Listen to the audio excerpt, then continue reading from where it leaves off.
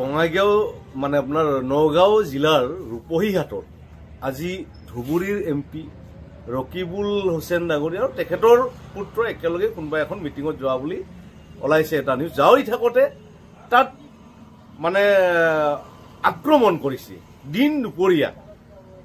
ইয়াক খুব দুখজনক কথা, পৰিতাপৰ কথা যে এনেকৈ যদি চলি থাকে আমাৰ যিটো গৃহ বিভাগ, তেতিয়াহ'লে অনাগত দিনত আমাৰ অসমখন শ্ৰীলংকা, পাকিস্তান বা বাংলাদেশৰ নিচিনা হোৱাতে বেছি সময় নালাগিব।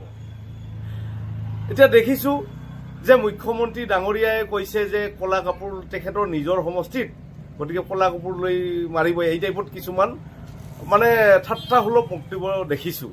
এইটো খুব মানে দুখজনক কথা যে ইয়াতে হ'ব লাগে কি, যে কোনে মাৰিছে, কি কাৰণে মাৰিছে, তাৰ কিবা ষড়যন্ত্ৰ আছে নেকি, সেইটো পুংখানুপুংখভাৱে চালি জাৰি চাই গ্ৰেপ্তাৰ কৰি সেই মানুহবিলাকক চাব লাগে। আৰু সেইটোকে নকৰি যদি ঠাট্টাসুলভ কথা কয়, তেতিয়াহ'লে এয়া আমাৰ অসমৰ কাৰণে খুব দুৰ্ভাগ্যজনক কথা। আৰু দেখিছোঁ যে গৃহ বিভাগটো কিছুদিন আগতে গৃহ বিভাগে আপোনাৰ এনকাউণ্টাৰ কৰিছিল, কিবা কৰিছিল মুখ্যমন্ত্ৰীৰ কিছুমান উচতনি। আৰু এতিয়া দেখিছোঁ গৃহ বিভাগৰ যিজন মানে পুলিচৰ মানুহ এজনৰ ধৰি লওক হাতিয়াৰটো কাঢ়ি ল'ব ওলাইছে কিছুমান মানুহে, আমি ফুটেজত দেখিছোঁ। ইয়াক খুব মানে এটা খুব চৰম পৰ্যায় পাইছে। এই পৰ্যায়টো চৰম পৰ্যায় পাইছে আৰু এই মুহূৰ্ততেই যদি ইয়াক সঠিক সিদ্ধান্ত নলয়, উচিত যদি ব্যৱস্থা নলয়, আজি হয়তো ৰকিবুল হুছেইন ডাঙৰীয়াৰ ওপৰত অত্যাচাৰ আপোনাৰ আক্ৰমণ হৈছে। অহাকালি মুখ্যমন্ত্ৰী হিমন্ত বিশ্ব শৰ্মাই হয়তো এনেকুৱা হ'ব যে যেতিয়া বিৰোধীত থাকিব তেখেতৰ ওপৰত অত্যাচাৰ হ'ব। গতিকে এইটো হৈছে সম্পূৰ্ণ এটা খুব স্পৰ্শকাতৰ বিষয়।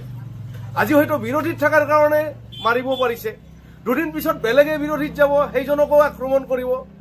গতিকে এয়া গণতন্ত্ৰ হত্যা কৰাৰ এটা ষড়যন্ত্ৰ চলিছে।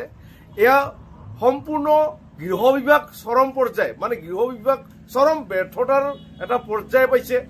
গতিকে এই মুহূৰ্তত ইমিডিয়েট যদি ইয়াৰ ব্যৱস্থা নলয় বা যাই আক্ৰমণ কৰিছে তাক গ্ৰেপ্তাৰ কৰি কিয় আক্ৰমণ কৰিছে, তাৰ ভিতৰুৱা কিবা ষড়যন্ত্ৰ আছে নেকি, সেইবিলাক চোৱাৰ সময় হৈছে আৰু চাব লাগিব।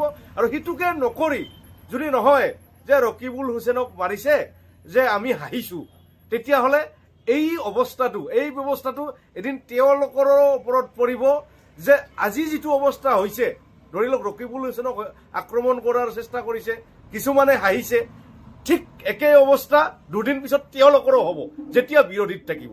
গতিকে এয়া বাংলাদেশ বা পাকিস্তানৰ যি অৱস্থা, সেই অৱস্থালৈ যোৱাৰ এটা আগজাননী।